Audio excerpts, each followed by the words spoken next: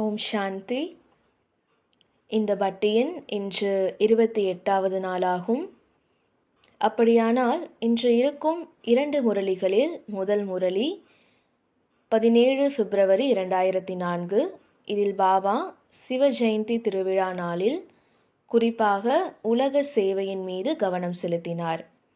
அதனால் இதே ஆண்டில் மார்ச் 11, 2004 யூரோப்பின் வரலாற்றில் ஒரு மிகவும் பெரிய விபத்து நடந்தது மற்றும் அது ஸ்பெயினில் மேட்ரிட் குண்டு வெடிப்பாகும். ஸ்பெயின் நாட்டின் தலைநகர் மேட்ரிட், அதில் தொடர்ந்து குண்டு வெடிப்புகள் நடந்தன. மேலும் அதில் கிட்டத்தட்ட 190 மரணங்கள் ஏற்பட்டன மற்றும் 500க்கும் மேற்பட்டோர் காயமடைந்தனர். அதனால் எப்போதெல்லாம் பாபா எந்த முரளியையும் நடத்துகிறார், அப்போது முழு உலகத்தையும் தனது முன்னால் வைத்து தனது குழந்தைகளின் கடமை அந்த உலகத்தில் பிற ஆத்மாக்களிடம் என்ன என்பது, அதன் மீது பாபா நம்முடைய கவனத்தை ஈர்க்கிறார். அதனால் இந்த முரளியில் பாபா கூறினார், நீங்கள் எப்போதும் உங்கள் பிராமண வாழ்க்கையின் தொழிலை நினைவில் வைத்திருக்க வேண்டும். மற்றும் நம்முடைய தொழில் என்ன? உலக மாற்றம்தானே. அதனால் பாபா கூறினார், நீங்கள் உங்கள் வாழ்க்கையின் தொழிலை இதுவாகவே உருவாக்கியுள்ளீர்கள். உலக மாற்றம் செய்யும் உலக மாற்றக்காரர்கள். ஆகவே எப்போதும் ஒவ்வொரு நேரமும் ஒவ்வொரு நாளும் இதையே நினைவில் இருக்க வேண்டும். நான் வேர்ல்டு சர்வெண்ட்டாக இருக்கிறேன். இவர் பிரம்மா பாபா. எப்போதும் கடிதங்கள் எழுதும்போது கீழே பாபா தனது கையொப்பத்தில் வேர்ல்டு சர்வெண்ட் என்று எழுதுவார். அப்படியானால் உலகத்தின் சேவை ஒவ்வொரு சுவாசத்திலும் ஒவ்வொரு சங்கல்பத்திலும் நம்முள் நிறைந்திருக்க வேண்டும். ஒவ்வொரு முறையும் பாபா கூறினார், உங்கள் அருகில் அகண்ட பண்டாரம் உள்ளது. எனவே அந்த பண்டாரம் எப்போதும் திறந்ததாக இருக்க வேண்டும். அதாவது எல்லோருக்கும் தொடர்ந்து கொடுத்து கொண்டே இருக்க வேண்டும். யார் உங்கள் தொடர்பில் வந்தாலும் எப்போதும் தாதா என்ற ஸ்வரூபத்தில் நிலைத்திருந்து ஏதாவது ஒன்றை தொடர்ந்து கொடுத்து கொண்டே இருக்க வேண்டும். மேலும் பாபா கூறினார், குறைந்தபட்சம் உங்கள் தொடர்பில் வருபவர்களிடம் நல்ல உணர்வு மற்றும் நல்ல உணர்ச்சி கண்டிப்பாக இருக்க வேண்டும். மேலும் இதில் ஆழமாக கூறப்பட்டுள்ளது என்னவென்றால், எப்போது யாராவது தொடர்பில் வந்தாலும் அவர்களை நல்ல உணர்வுடன் பாருங்கள், நல்ல உணர்வுடன் கேளுங்கள் மற்றும் நல்ல உணர்வுடன் தொடர்பு உறவில் இருங்கள். உங்கள் நல்ல உணர்ச்சியால் அவர்களுக்கு ஒத்துழைப்பு அளிக்கவும். அதனால் இதில் பாபா 2 விஷயங்களை கூறினார். நல்ல உணர்வு மற்றும் நல்ல உணர்ச்சி தான். நல்ல உணர்வுடன் பாருங்கள், நல்ல உணர்வுடன் கேளுங்கள். அதற்கான அர்த்தம் என்ன? பலமுறை இப்படியாக நடக்கிறது. நாம் எவருடன் தினமும் இருக்கிறோமோ, தினமும் நமது செயல் நடத்தையில் வருகிறோமோ, வீடு ஆகட்டும் அல்லது அலுவலகமாகட்டும், எங்கும் ஏதோ ஒரு சச்சரவு நடைபெற்று கொண்டே இருக்கும். அதாவது சம்ஸ்காரங்களின் மோதல் ஏற்படும். அப்போது என்ன நடக்கிறது? நாம் ஒரு வகையான இம்ப்ரெஷன் வைத்துக் கொள்கிறோம் அல்லவா அந்த நபரின் மீது. அதனால் அடுத்த முறை நாம் அவர்களுடன் தொடர்பில் வரும்போது இயல்பாகவே அந்த பழைய அனுபவங்கள் வெளிப்படுகின்றன மற்றும் நாம் அதே பார்வையில் பார்க்கிறோம். அதே பார்வையில் மற்றும் அதே உணர்வில் நாம் நடத்தைக்கு வந்து விடுகிறோம். அதனால்தான் பாபா இங்கே ஹைலைட் செய்துள்ளார், நீங்கள் எப்போது தொடர்பில் வருகிறீர்களோ அப்போது நல்ல உணர்வுடன் பாருங்கள், நல்ல உணர்வுடன் கேளுங்கள். நீங்கள் அவர்களிடம் பற்றி குவித்து கொண்டிருக்கும் பழையதை முதலில் வெளியேற்றி விடுங்கள். நாம் நல்ல உணர்வுடன் கேட்போம் என்றால் அவர்களின் பேச்சு நாமும் யதார்த்த முறையில் புரிந்து கொள்ள முடியும். இல்லையெனில் நான் என் பழைய இம்ப்ரெஷன்களுடன் அவர்களின் பேச்சை கேட்பேன் அல்லது அவர்களுடன் தொடர்பில் வருவேன் என்றால் மீண்டும் ரிசல்ட் அதே பழையது போலவே அதே ரிசல்ட் வரும். அதனால் பாபா கூறினார், நல்ல உணர்வுடன் பாருங்கள், கேளுங்கள் மற்றும் தொடர்பில் வாருங்கள். அப்போதுதான் நாம் நல்ல உணர்ச்சியுடன் ஒத்துழைப்பு அளிக்க முடியும் அல்லவா? அந்த உணர்ச்சி விழிப்படையும். இல்லையெனில் எந்த உணர்ச்சி விழிப்படும்? இது எத்தனை முறை சொன்னாலும் இப்படிதான் செய்கிறார்கள். அந்த உணர்ச்சி வெளிப்படும். ஏனெனில் முன் உணர்வு எப்படி இருந்தது? பழைய உணர்வு இருந்தது. அதனால் உணர்ச்சியும் அதே போல் வெளிப்படும்.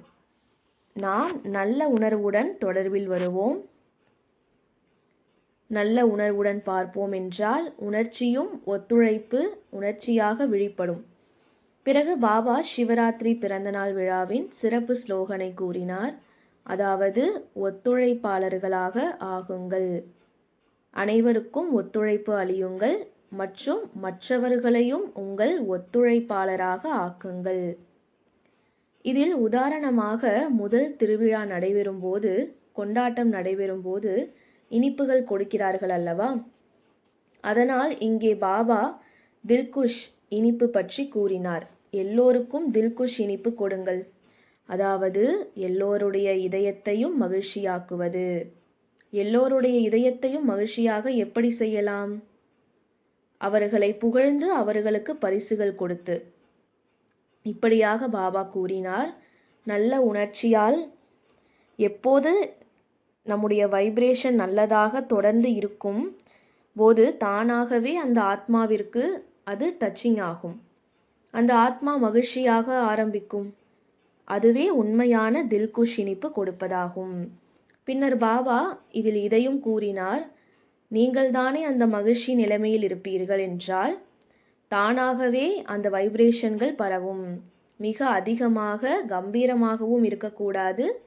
பாபா இதில் இதை குறிப்பிட்டார். மிக அதிகமாக கம்பீரமாக இருக்கக்கூடாது. எப்போதும் முகம் சிரித்து கொண்டே இருக்க வேண்டும். அப்போது அந்த வைப்ரேஷன்களும் அதே போல் உருவாகும். மேலும் பொதுவாக சிவ ஜெயந்தி சிவராத்திரி சமயத்தில் பக்தி மார்க்கத்தில் என்ன செய்கிறார்கள்? ஜாகரணம் செய்கிறார்கள், விரதம் இருக்கிறார்கள் மற்றும் அர்ப்பணம் செய்கிறார்கள். லௌகீகத்தில் இன்னும் என்ன செய்கிறார்கள்? மேலும் ஒரு விஷயம் செய்கிறார்கள். பல இடங்களில் பலியும் செலுத்துகிறார்கள். அதனால் பாபா கூறினார், நீங்கள் வீணானதை அர்ப்பணம் செய்கிறீர்கள், அபவித்திர தன்மையை சமர்ப்பணம் செய்கிறீர்கள், முடித்து விடுகிறீர்கள். அதற்கான நினைவாக அங்கே மக்கள் பலி கொடுக்கிறார்கள். மற்றும் அங்கே எந்த விஷயத்தின் பலி கொடுக்கிறார்கள்? ஆட்டின் விஷயம் அல்லவா? அதனால் ஏன் ஆடு என்ன செய்கிறது? நான் நான் நான், அதாவது ஆடு மேனு கத்தும் இல்லையா? அதனால பாபா சொல்றாரு,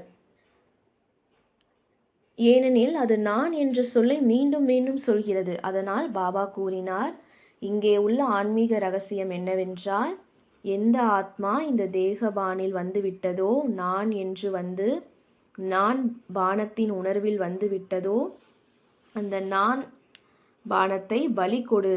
அதுவே உண்மையான பலி கொடையாகும், உண்மையான சமர்ப்பணம் செய்வதாகும்.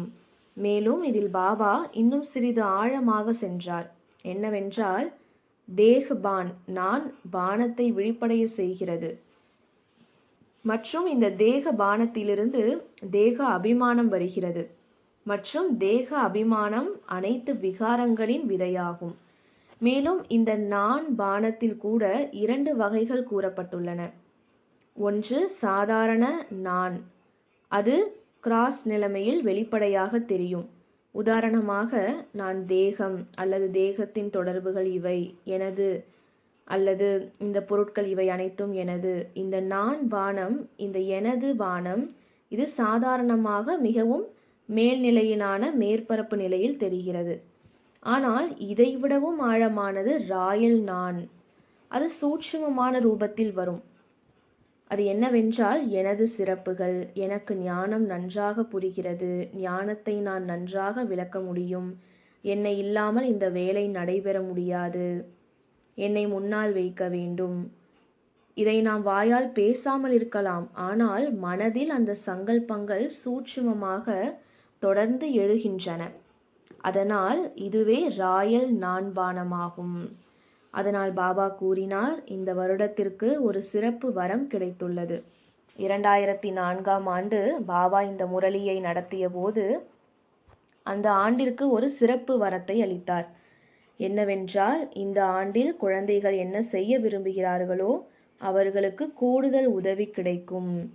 அதாவது நீங்கள் உங்களுக்குள் எந்த மாற்றத்தை செய்ய விரும்புகிறீர்களோ அதன் சாதாரண பலன் கிடைக்கும். அது மட்டுமல்ல, பாபாவிடமிருந்து கூடுதல் உதவி கிடைக்கும் என்ற சிறப்பு வரம் இருந்தது. மேலும் பாபா எப்போதும் தனது குழந்தைகளை 3 ரூபங்களில் பார்க்கிறார். ஒன்று தற்போதைய சுயராஜ்ய அதிகாரி, இரண்டாவது எதிர்கால விஸ்வராஜ்ய அதிகாரி மற்றும் மூன்றாவது துவாபரத்திலிருந்து கலியுக முடிவு வரை பூஜ்ய ஸ்வரூபமாக இருப்பவர், பூஜைக்கான அதிகாரி. மற்றும் இதில் பாபா ஒரு மிகவும் அழகான விஷயத்தை கூறினார். நீங்கள் எப்படி இருந்தாலும் பாப்தாதா ஒவ்வொரு குழந்தையையும் சுயராஜ்ய அதிகாரி ராஜா குழந்தை என்ற ரூபத்தில் பார்க்கிறார். குழந்தைகள் எப்படி இருந்தாலும் பாப்தாதா ஒவ்வொரு குழந்தையையும் ராஜா குழந்தை என்ற ரூபத்தில் பார்க்கிறார். அதாவது பாபாவின் பார்வை, பாபாவின் சிந்தனை எவ்வளவு உயர்ந்த நிலையில் இருக்கிறது. பாபா ஒருபோதும் பலவீனங்களை பார்க்க மாட்டார். ஏனெனில் பாபாவிற்கு தெரியும் இவர்கள் கண்டிப்பாக பாஸ் ஆக போகிறார்கள். எதிர்காலத்தில் இவர்கள்தான் ராஜாக்களாக ஆகப் போகிறார்கள். அதனால் இந்த முரளியின் 2வது மகா வாக்கியம், இதில் பாபா பிந்து என்ற ரூபத்தில் பிந்துவின் மீது கவனம் செலுத்த வைத்தார். பாப்தாதா எப்போதும் கூறுகிறார், நீங்கள் 3 பிந்துகளை நினைவு வைத்துக் கொள்ளுங்கள். ஒன்று ஆத்மா, 2வது பரமாத்மா மற்றும் 3வது டிராமா. டிராமாவில் ஏற்கனவே நடந்த காரியத்திற்கு முற்றுப்புள்ளி பிந்து. அதனால் ஒவ்வொரு முறையும் பாபா எடுத்துக்காட்டு தருகிறார். 1 என்ற எண்ணின் முன் நீங்கள் பிந்துவை வைத்துக்கொண்டே சென்றால் அது 10, 1000 ஆகி அதிகரித்து கொண்டே போகும். லௌகீகத்திலும் பணத்தில் பிந்துவிற்கு இவ்வளவு முக்கியத்துவம் உள்ளது. அதனால் இங்கேயும் பிந்துவிற்கு அதே அளவு முக்கியத்துவம் உள்ளது. உங்கள் பிந்து என்று புரிந்து கொள்ளுங்கள். பிந்து பாபாவை நினைவில் கொள்ளுங்கள் மற்றும் பிந்து வையுங்கள். வெறும் புள்ளி ஆகுங்கள். புள்ளி நினைவில் கொள்ளுங்கள் மற்றும் புள்ளி வையுங்கள். பாபா கூறினார், இதை மட்டும்தான் செய்ய வேண்டும். மேலும் சிறிது நகைச்சுவையான முறையிலும் பாபா கூறினார், பாருங்கள், நீங்கள் 8 என்ற எண்ணை எழுத வேண்டும் அல்லது 7 என்ற எண்ணை எழுத வேண்டும் என்றால் அது எவ்வளவு சுருளாக இருக்கும் அல்லவா?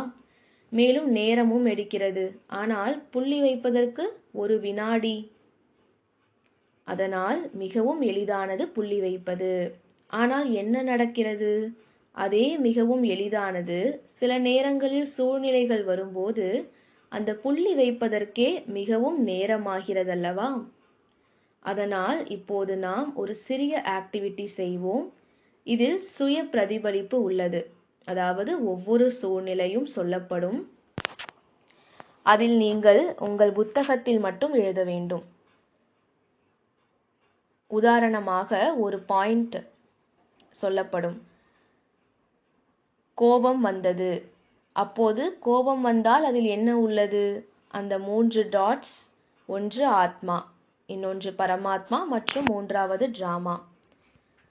அதனால் இந்த 3இல் ஏதாவது ஒரு டாட் எங்கோ ஏதோ ஒரு சூழ்நிலையில் தவறுகிறதல்லவா? அதனால் உதாரணமாக கோபம் வந்தது என்றால் ஆத்மா சாந்த ஸ்வரூபத்தின் டாட் மிஸ் ஆகிவிட்டது. இங்கே புள்ளி வைப்பதை மறந்துவிட்டோம். அதாவது அந்த புள்ளி ஸ்வரூபத்தில் நிலைத்திருப்பதை மறந்துவிட்டோம் அல்லவா? அதனால் எப்போது எந்த ஒரு வாக்கியம் இப்போது சொல்லப்படும், அதாவது அவை எல்லாம் சூழ்நிலைகள்தான். அந்த சூழ்நிலையில் நீங்கள் இதை எழுத வேண்டும். அந்த சூழ்நிலை எது? ஆத்மா ஸ்மிருதி மறந்துவிட்டது என்றால் அப்போது ஏ என்று எழுதுவீர்கள் மற்றும் உடனே டாட், அதாவது நான் சாந்த. அதன் தீர்வு என்னவென்றால் புள்ளி ஸ்வரூபத்தில் நிலைத்திருப்பது. மற்றும் பரமாத்மா தொடர்பான சூழ்நிலை வந்தால் நீங்கள் பி என்று எழுதுவீர்கள். அதாவது பாபாவை மறந்துவிட்டோம் மற்றும் புள்ளியான பாபாவை நினைவில் கொள்ள வேண்டும். மற்றும் டிராமா தொடர்பான சூழ்நிலை வந்தால் நீங்கள் டி என்று எழுதுவீர்கள் மற்றும் அதன் அருகில் டிராமா புள்ளி. ஓகே, புரிந்ததா? அதனால் இப்போது சூழ்நிலைகள் சொல்லப்படுகின்றன. நீங்கள் எந்த சூழ்நிலையோ அதற்கான எழுத்தை எழுதுவீர்கள் மற்றும் அதன் அருகில் புள்ளி வைப்பீர்கள். அதாவது ஒவ்வொரு சூழ்நிலை இருக்கும். அங்கே நம்ம ஒன்று ஆத்மா புள்ளி வச்சுருக்க மாட்டோம், பரமாத்மாவை நினச்சிருக்க மாட்டோம், ட்ராமாவை நினச்சிருக்க மாட்டோம். அதனால் இப்போது பல சூழ்நிலைகள் வருதுன்னா எந்தெந்த சூழ்நிலைக்கு ஆத்மா டாட் வைக்கணும், பாபா டாட் வைக்கணும், ட்ராமா டாட் வைக்கணும் அப்படிங்கிறத சொல்லிட்டு வராங்க. அதனால் முதல் உதாரணமாக கூறப்பட்டது கோபம் வருகிறது. சொல்ல தேவையில்லை, நீங்கள் உங்கள் மீது இதை சுய பிரதிபலிப்பாக செய்ய வேண்டும். இதில் உதாரணமாக பதில் ஏ வந்தது. ஆத்மா ஸ்வரூபத்தை மறந்துவிட்டோம், அதனால் புள்ளி நான் ஆத்மா சாந்த ஸ்வரூபம்.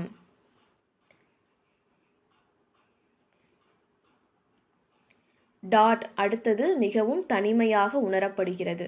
திடீரென பிரச்சனை வந்தது, பயமாக இருக்கிறது, விஷயங்கள் என் விருப்பப்படி நடைபெறவில்லை, யாரோ என்னை தவறாக புரிந்து கொண்டார்கள், யாரும் ஒத்துழைப்பு அளிக்கவில்லை, யாரோ என்னை புறக்கணித்தார்கள், நான் செய்த திட்டம் தோல்வியடைந்தது.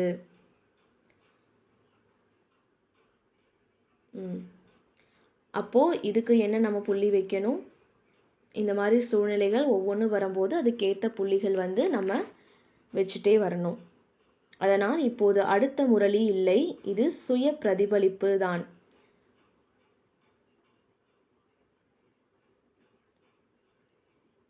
இது சுய பிரதிபலிப்பு தான். எந்த சூழ்நிலை வந்ததோ அதில் நான் எந்த டாட்டை மறந்தேன்.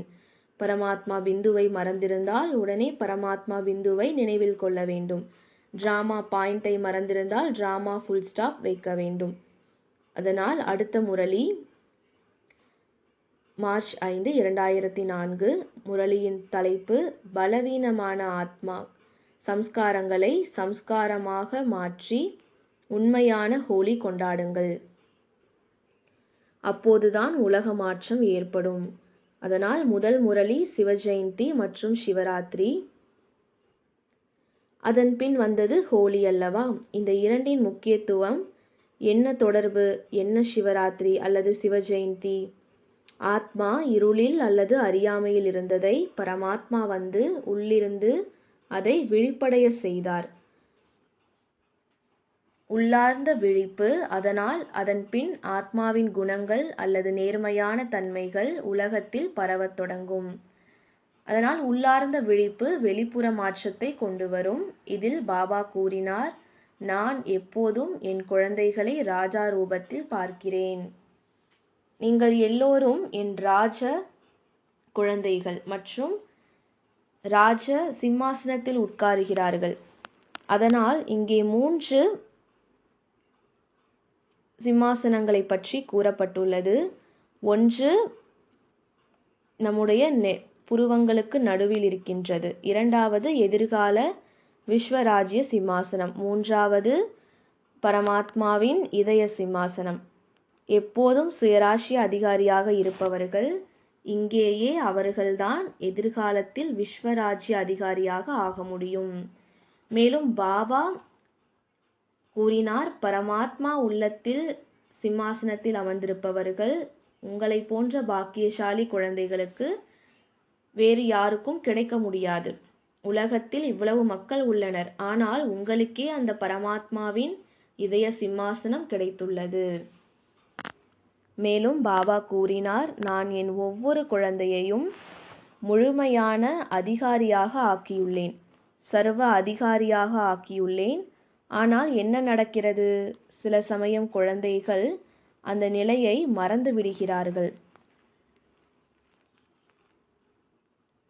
தங்களின் அதிகாரத்தை தங்களுள் பாபா நிரப்பி வைத்திருக்கும் பண்டாரத்தை மறந்து விடுகிறார்கள். எதிர்காலத்திலும் எப்போதெல்லாம் சத்யுக ராஜ்யத்தின் விவரம் கூறப்படுகிறது, அப்போது என்ன கூறப்படுகிறது? ஒரு ராஜ்யம், ஒரு தர்மம், ஒரு மொழி மற்றும் ஒரு சட்டம் ஒழுங்கு ஒன்றாகவே இருக்கும். அங்கே செல்வம் அகண்டமாக இருக்கும். அதனால் அங்கே இருப்பது அதே இங்கேயும் இருக்க வேண்டும். அதாவது ஆத்மா அந்த எல்லா விஷயங்களிலும் சரியாக சமமாக இருக்கும்போதுதான் அங்கே அதை அனுபவிக்க முடியும். அதாவது அவர்கள் அதனை எல்லாம் பயன்படுத்த முடியும். அதனால் அங்கே கூறப்படுவது இங்கே பாபா என்ன கூறினார் என்பதை நாம் பார்க்கலாம். தற்போதைய சுயராஜ்ய அதிகாரிகளின் ஒரு ராஜ்யம் என்ன? நாம் இங்கே ஒரு ராஜ்யம் மற்றும் இன்னும் என்னென்ன ராஜ்யங்கள் ஆகின்றன? ஆம், ஆனால் பிறகு பாபா கூறுவது போல மற்றவர்களின் ராஜ்யத்தின் தாக்கத்தில் நாம் வந்துவிடுகிறோம், அல்லது மாயாவின் ராஜ்யத்தின் தாக்கத்தில் வந்துவிடுகிறோம். சுயராஜ்யத்திற்கு பதிலாக ராவண ராஜ்யத்தின் தாக்கத்தில் வந்துவிடுகிறோம். ஆனால் மீண்டும் பாபா கூறினார், இங்கே எப்போதும் சுயராஜ்யத்தில் இருப்பவர்கள்தான் அங்கே ராஜாவாக ஆகிறார்கள் அல்லது ராயல் குடும்பத்தில் வருகிறார்கள். பாபா கூறினார், ராயல் குடும்பத்தில் வருவதும் ராஜ்ய அதிகாரி என்ற வகையில் கணக்கிடப்படுகிறது. அடுத்து ஒன்று தர்மம், மற்றும் இங்கே தர்மம் என்ன? பவித்ரம். பொதுவாக பாபா கூறுகிறார் அல்லவா, தர்மம் என்றால் தாரணை. நமது தாரணை என்ன? முழுமையான தூய்மை. அதனால் சங்கல்பம் மற்றும் கனவிலும் கூட தூய்மை நிலைகுலையக்கூடாது. அடுத்து லா அண்ட் ஆர்டர், சட்டம் ஒழுங்கு. அங்கே லக்ஷ்மி நாராயணன் என்ற மகாராஜா மகாராணி அவர்களுடைய லா அண்ட் ஆர்டர் தான் நடைபெறும். அதே போல் இங்கே ஆத்மா ராஜாவின் லா அண்ட் ஆர்டர் தான் செயல்பட வேண்டும். மாயாவின் லா அண்ட் ஆர்டர், மாயாவின் லாஸில் சிக்கிக்கொள்ளக்கூடாது. அடுத்து சுகமும் சாந்தியும் பற்றி கூறுகிறார் சத்யுகத்தின். அதனால் இங்கேயும் அகண்ட சாந்தி, அதீந்திரிய சுகத்தின் அனுபவம். மேலும் அங்கே செல்வம் உள்ளதல்லவா, செல்வம் முழுமையாக உள்ளது சத்யுகத்தில். அதனால் இங்கே என்ன செல்வம் வேண்டும்? ஞானம், குணங்கள், சக்திகள். பாபா பல வகையான செல்வங்களை கொடுத்துள்ளார். அதனால் அதில் எவ்வளவு நிறைந்திருக்கிறோமோ அதற்கேற்ப அங்கேயுள்ள செல்வம் கிடைக்கும். அதனால் எவ்வளவு செல்வத்தில் செழிப்பாக இருப்போமோ அவ்வளவு திருப்தியாக இருக்க முடியும் அல்லவா. அதனால் இதில் பாபா மேலும் சிறிது நகைச்சுவைக்காக கூறினார், நீங்கள் எப்போதும் வா வா பாடல்களை, ஆகா ஆகா பாடல்களை பாடிக்கொண்டிருக்கிறீர்கள். அதாவது இவ்வளவு பண்டாரம் கிடைத்துவிட்டது, அதனால் இதையெல்லாம் பார்த்து மகிழ்ச்சியில் இருந்து ஆகா ஆகா பாடல்களை பாடுகிறீர்கள். அல்லது வேறு எந்த பாடல்கள் இருக்கின்றன? ஹாய் ஹாய், வாய் வாய், க்ரை க்ரை, 3. அதனால் பாபா 3 விஷயங்களை கூறினார். ஐயோ ஐயோ என்ற பாடலை பாடிக்கொண்டிருக்கிறீர்களா அல்லது ஆகா ஆகா என்ற பாடலை பாடிக்கொண்டிருக்கிறீர்களா? பின்னர் அடுத்து பாபா கூறினார், பாபாவிற்கு மிகவும் பிடித்தது என்ன? சத்தியம் அல்லவா. பாபாவிற்கு அது மிகவும் பிரியமானது. அதனால்தான் பக்தி மார்க்கத்திலும் என்ன கூறுகிறார்கள்? God is truth. பகவானுக்கு அது மிகவும் பிரியமானது சத்தியம். அதனால் பக்தி மார்க்கத்திலும் கூறுகிறார்கள் God is truth. எங்கு சத்தியம் இருக்கிறதோ அங்கு சுத்தம் தானாகவே இருக்கும். அதனால் clean and clear. எது கிளீனாக இருக்கிறதோ அது எப்போதும் கிளியராக இருக்கும். மேலும் இந்த சத்தியத்தின் சக்தி பாபா கூறினார் ஒரு லிஃப்ட் போல செயல்படுகிறது. அது உங்களுக்கு சக்தி அளிக்கிறது. அப்படி இல்லை, அப்படியும் இருக்கக்கூடாது. மீண்டும் மீண்டும் தவறு செய்து பாபாவின் முன்னால் சத்தியமாக சொல்லி மீண்டும் அதே தவறை செய்வது, அது கூடாது. அது சரியானது அல்ல. அது மாறாக ஒரு அட்வான்டேஜ் ஆகிவிடும். அதாவது பாபாவின் அர்த்தம் என்னவென்றால், ஏதேனும் தவறு நடந்துவிட்டாலும் நீங்கள் உண்மையான இதயத்துடன் பாபாவிடம் கூறினால் பாதி மன்னிக்கப்படும். ஆனால் மீதமுள்ள பாதியை நாம் நிச்சயமாக சரி செய்ய வேண்டும். ஆனால் இங்கே குறிப்பாக பாபா இந்த முரளியை நடத்தும் போது டபுள் விதேசிகளுடன் சந்தித்து கொண்டிருந்தார். மேலும் பாபா கூறினார், டபுள் விதேசிகளில் இந்த குணம் மிகவும் நல்லது, அதாவது அவர்களில் இது சிறப்பாக காணப்படுகிறது என்று. மேலும் இதில் ஒரு மிகவும் ஆழமான பாயிண்ட் பாபா கூறினார். யார் சத்தியமாக இருக்கிறார்களோ அந்த குழந்தைகளுக்கு பாபாவின் நினைவு எளிதாக ஏற்படும். அவர்களுக்கு முயற்சி செய்ய தேவையில்லை. அவர்கள் எளிதாக பாபாவுடன் இணைந்து விடுவார்கள். மீண்டும் இதற்கான ஒரு சரிபார்ப்பு பாயிண்ட்டையும் கூறியுள்ளார். எனக்கு பாபாவை நினைவில் கொள்ள முயற்சி தேவைப்படுகிறது என்றால் அதற்கான அர்த்தம் என்ன? எங்கோ ஏதோ ஒரு இடத்தில் சூட்சுமமாக சங்கல்பத்தில் அல்லது கனவில் சத்தியத்தில் குறைவு உள்ளது. அதனால் அது ஒரு சரிபார்ப்பு பாயிண்ட் ஆகும். எப்போதாவது இப்படியாக உணர்ந்தால் பாபாவுடன் யோகம் சேர்வதில் சிரமம் உள்ளது அல்லது உடனே யோகம் இணைவதில்லை என்றால் இது சரிபார்க்க வேண்டும், என் சத்தியத்தில் எங்கு குறைவு வருகிறது என்று. அதனால் அதை சரிபார்த்து மாற்ற வேண்டும். மேலும் ஒரு மிகவும் நல்ல விஷயம் கூறினார். எங்கு சத்தியம் இருக்கிறதோ அங்கு ஒரு சங்கல்பம் செய்தால் பாபா உடனே ஹாஜராகி ஜி ஹுசூர் என்று கூறுவார். பாபா எவ்வளவு அளவில் குழந்தைகளுக்கு இலவசமாக அளிக்கிறார். ஒரு எளிய சத்தியம் உண்மையான இதயத்தில் ராஜ்யம் செய்வார்கள். அவருக்கு தேவையானது ஒரே சத்தியம். கடைசியாக பாபா கூறினார், பாருங்கள், இந்த முழு உலகத்தை உருவாக்குவதற்கான, எதிர்கால உலகத்தை உருவாக்குவதற்கான அடித்தளம் இப்போதைய சம்ஸ்காரங்கள் தான். எப்படி இப்போது சம்ஸ்காரங்கள் உருவாகின்றனவோ அதேபோல் எதிர்கால உலகம் உருவாகும். ஆனால் எதிர்கால உலகத்திற்கு முன் தற்போதைய உள்ளார்ந்த உலகம், இன்னர் வேர்ல்ட் என்பதை நாம் இப்போதே உருவாக்கி கொண்டிருக்கிறோம். ஒவ்வொரு நாளும் ஒவ்வொரு கணமும் நாம் உள்ளுக்குள் ஒரு உலகத்தை உருவாக்கி கொண்டே இருக்கிறோம். அதனால் அதற்கும் அடித்தளம் எங்கள் சம்ஸ்காரங்களே. மேலும் இதில் எப்படி என்றால், ஒவ்வொரு முறையும் குழந்தைகள் பாபாவுடன் உரையாடும் போது என்ன கூறுகிறார்கள் என்றால், பாபா, நாங்கள் விரும்பவில்லை, இந்த பழைய சம்ஸ்காரங்கள் வெளிப்பட வேண்டும். பாபா, நாங்கள் விரும்பவில்லை, அல்லது நாம் இந்த பழைய சம்ஸ்காரங்களின் வசமாக ஆகிவிட்டோம், அதனால் என்ன செய்வது, இது மீண்டும் மீண்டும் வருகிறது. ஆனால் பாபா ஹோலி முரளியை நடத்திய போது ஹோலியின் முறையில் விளக்கினார். நீங்கள் ஹோலியில் என்ன செய்கிறீர்கள்? ஹோலியில் எரிக்கிறீர்கள், நிறம் பூசுகிறீர்கள் அல்லவா? மேலும் ஹோலிக்கு பாபா இன்னொரு அர்த்தத்தையும் கூறுகிறார். கடந்தது கடந்ததே ஆகிவிட்டது. அதனால் எப்போது இப்படியான சம்ஸ்காரங்கள் வந்தாலும் அதை எரித்து விடுங்கள். மேலும் எரித்து விடுவது என்றால் அதை முடித்து விடுவது, அதாவது அதை முழுமையாக நிறுத்துவது. இருந்தாலும் அது மீண்டும் வருகிறது என்று உங்களுக்கு தோன்றினால் இன்னொரு யுக்தியையும் பாபா கூறியிருக்கிறார்.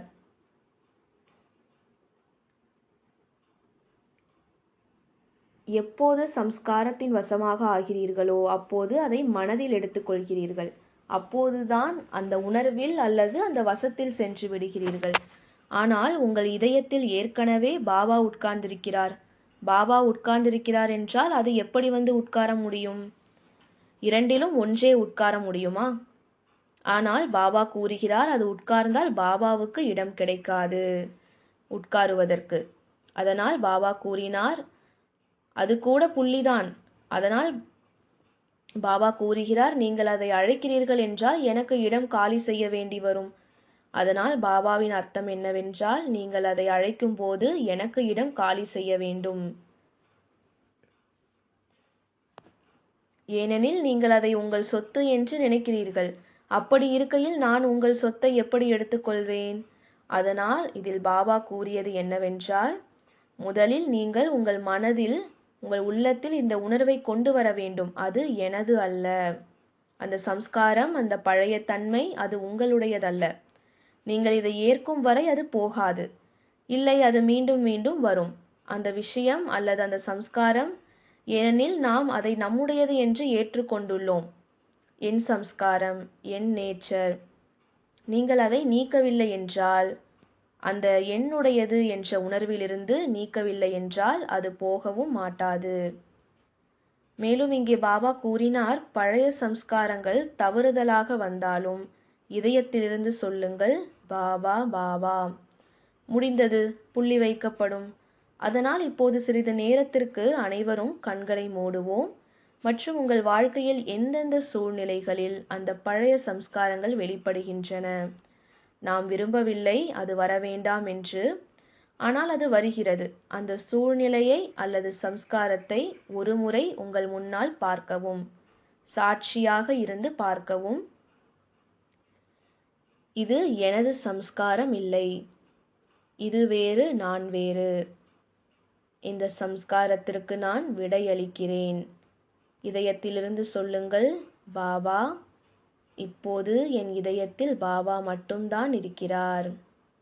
ஓம் சாந்தி. மேலும் இதில் கடைசியில் பாபா இதையும் கூறினார், உறுதியான சங்கல்பத்துடன் அடிக்கடி, ஏனெனில் இதில் பயிற்சி தேவைப்படுகிறது. அடிக்கடி நீங்கள் இதை சரிபார்த்து கொண்டு இருங்கள். சாட்சியாக இருந்து அதிலிருந்து விலகிக் கொண்டே செல்லுங்கள். அது கண்டிப்பாக நீங்கிவிடும். அந்த சம்ஸ்காரம் அல்லது அந்த விஷயம் எதுவாக இருந்தாலும் அது 100% நீங்கிவிடும் என்று பாபா கூறினார். நீங்கள் உங்கள் சொந்த சம்ஸ்காரங்களை மாற்றினால் உலகமும் மாறிவிடும். இன்று இருந்த 2 முரளிகளில் முதல் சிவராத்திரி மற்றும் 2வது ஹோலி. அதில் முதல் பேச்சாளர் சிவராத்திரி முரளியில் 2 பாயிண்ட்டுகளை கூறினார். முதல் அவர் கூறியது, ஆரம்பத்தில் அவர் தொடங்கியது இந்த முரளி சிவ ஜெயந்தியின் முரளி என்று. மற்றும் அவர் ஒரு நிகழ்வை குறிப்பிட்டார். அந்த காலத்தில் ஸ்பெயின் நாட்டின் கேபிட்டலில் ஏதோ ஒன்று நடந்தது. அந்த நேரத்தில் மிகவும் பெரிய குண்டு வெடிப்பு நடந்தது. இதில் பெயர் எதுவோ மேட்ரிக்ஸ். சில நேரங்களில் பெயர்கள் மிகவும் பயங்கரமாக இருக்கும் போர்கள். கடந்த முறையும் அவர் கூறியிருந்தார், கொரோனா என்ற நோய் வந்தது, அதன் பெயரே இவ்வளவு பயங்கரமாக இருந்தது. அதனால்தான் நினைத்தேன் நோய் எவ்வளவு பயங்கரமாக இருக்கும் என்று. பின்னர் அவர் கூறினார், அந்த அளவுக்கு பாபா முழு உலகத்தையும் பார்த்து முரளி நடத்துகிறார். அதனால் அதில் பாபா ஆரம்பத்தில் முதலில் பிராமண வாழ்க்கையின் தொழிலை அனைவருக்கும் நினைவூட்டினார். அது என்ன? உலக மாற்றம். பின்னர் அவர் கூறினார், எப்போதும் இதையே நினைவில் இருக்க வேண்டும், நான் வேர்ல்டு சர்வெண்டாக இருக்கிறேன்.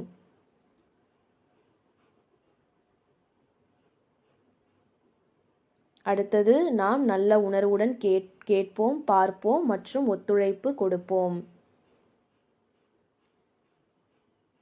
இன்னொன்று, சிவராத்திரியில் பலி கொடுக்கிறார்கள். அது என்னவென்றால், நான் எனது என்ற பலியை நாம் கொடுக்க வேண்டும்.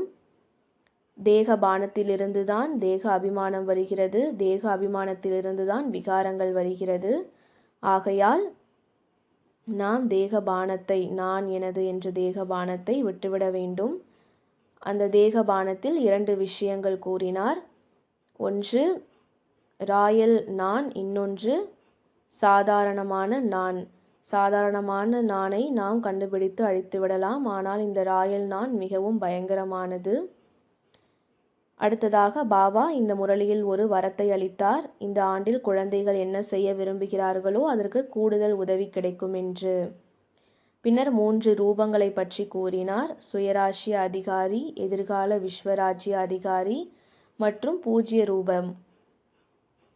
அடுத்தது பிந்து, நான் புள்ளி, அப்பா புள்ளி, டிராமா புள்ளி. நாம் எந்தெந்த சூழ்நிலைகளில் எது தேவைப்படுகிறதோ அந்த புள்ளியை வைக்க வேண்டும்.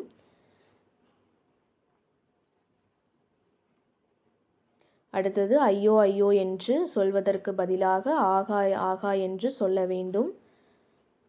இறுதியாக பாபாவிற்கு பிடித்தது சத்தியம் மற்றும் சுத்தம். எங்கு சத்தியம் இருக்குமோ அங்கு சுத்தம் இருக்கும்.